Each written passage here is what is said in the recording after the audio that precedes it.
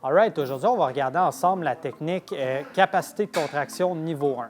Fait que la capacité de contraction niveau 1, c'est une technique qui consiste à faire en fait des pauses isométriques dedans notre mouvement. Fait qu'on peut faire ça sur un paquet de mouvements. C'est surtout des mouvements d'isolation qu'on va utiliser cette technique-là parce que le but, c'est d'augmenter la capacité de contraction de nos muscles.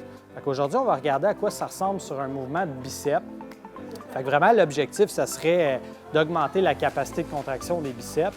Puis ce qu'on va faire, en fait, la technique capacité de contraction niveau 1, elle consiste à faire un tempo de 3-0-2-4. C'est-à-dire qu'on va descendre en 3 secondes, on va avoir 0 secondes de pause en bas, on va monter en 2, puis on va serrer le plus fort qu'on peut. Fait qu'on va faire une contraction isométrique de 4 secondes en haut. C'est vraiment ça le but de la technique, c'est contracter le plus fort qu'on peut pendant 4 secondes en haut. Fait que par exemple, qu'on fait ça sur un dumbbell spider curl, je vais demander à Cédric de se coucher, d'avancer les coudes un peu. Puis part en haut, ça va être plus facile à comprendre.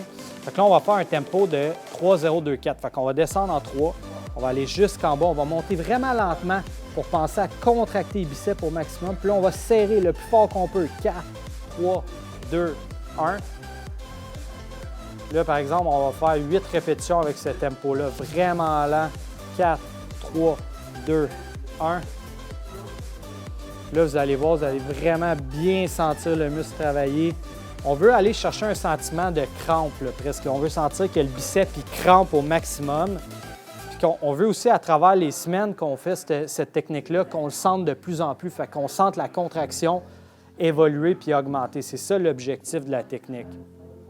Plus qu'on sait contracter un muscle, plus qu'il va gagner en hypertrophie, puis aussi plus qu'on enlève la tension dans les tissus conjonctifs, fait qu'on réduit le risque de blessure en apprenant à bien contracter les muscles autour de l'articulation.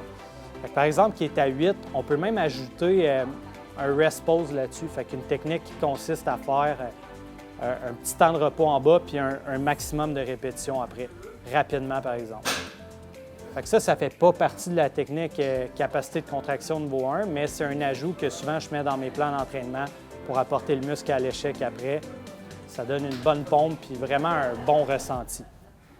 Aussi, la technique capacité de contraction niveau 1 est super efficace pour augmenter la coordination intramusculaire.